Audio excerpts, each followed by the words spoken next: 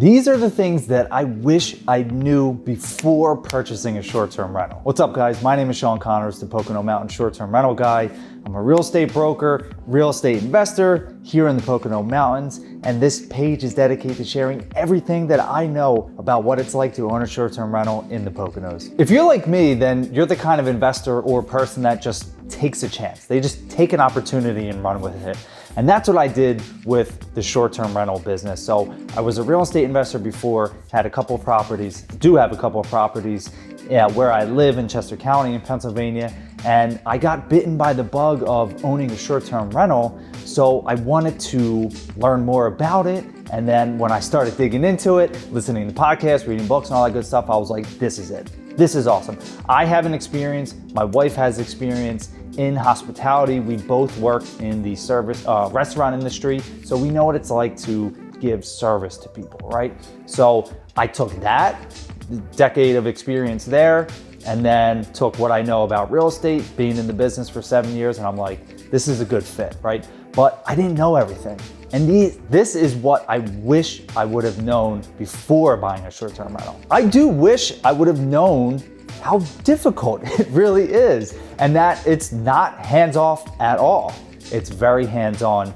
And I say that because it's hands-on to the point where I think you can make it completely hands-off if you really want, but you're not going to get that return on investment that a lot of investors get. So if you are completely hands-off, then you might see like a 10 to 15% return. But if you're more hands-on and you're more active in it, you're probably gonna see that 20, 30% return, right? And that's what I'm after. And I didn't realize how much work it actually was, and I'm glad that I decided to buy in the Poconos because we were originally looking in North Carolina, about 8 hours away, and I'm close, right? I'm an hour and a half away, so if I really need to be up here, I can, and I can come check on the properties every month, right? And I can come up maybe 1 to 2 times a month, and that's about where we're looking to be up here, about 1 to 2 times a month to check on everything. Another thing that I wish I knew was interior design.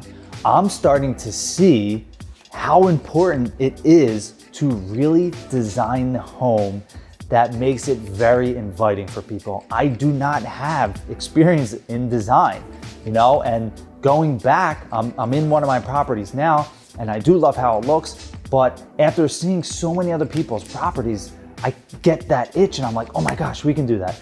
We can do that at our house. We can do this at our house, right? And I wish I would have taken the time before we even listed it to hire someone who specializes in interior design for Airbnbs.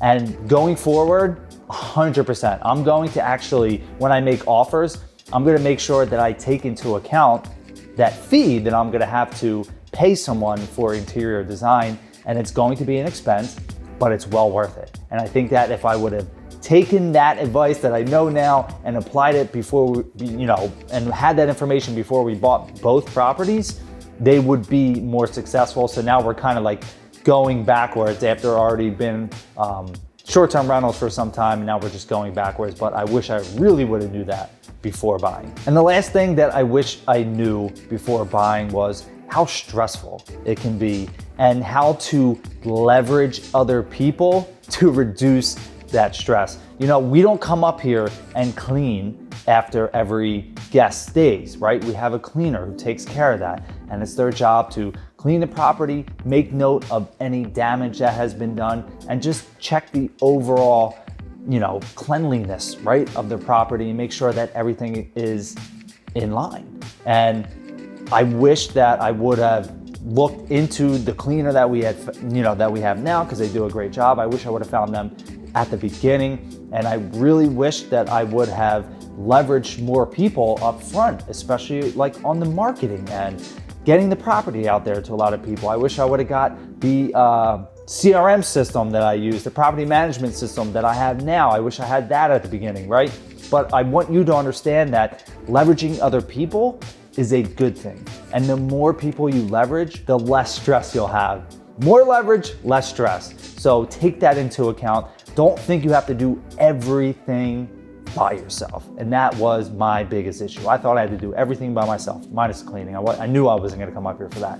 but everything else now I'm starting to take more steps back and understand that leveraging people is power. So that's all I have for you in this video. I hope you found some value from it, and I hope you realize that this is an ever evolving thing, and owning a short-term rental is a business. You have to treat it like a business and you will be successful at it. And you also get to enjoy your investment. You know, if you invest in the stock market, you don't get to enjoy Microsoft really, unless you have Microsoft Word or 365 on your computer. Like, you can literally buy these homes and be in them like this. You know, I get to actually enjoy it with my family and create memories for life.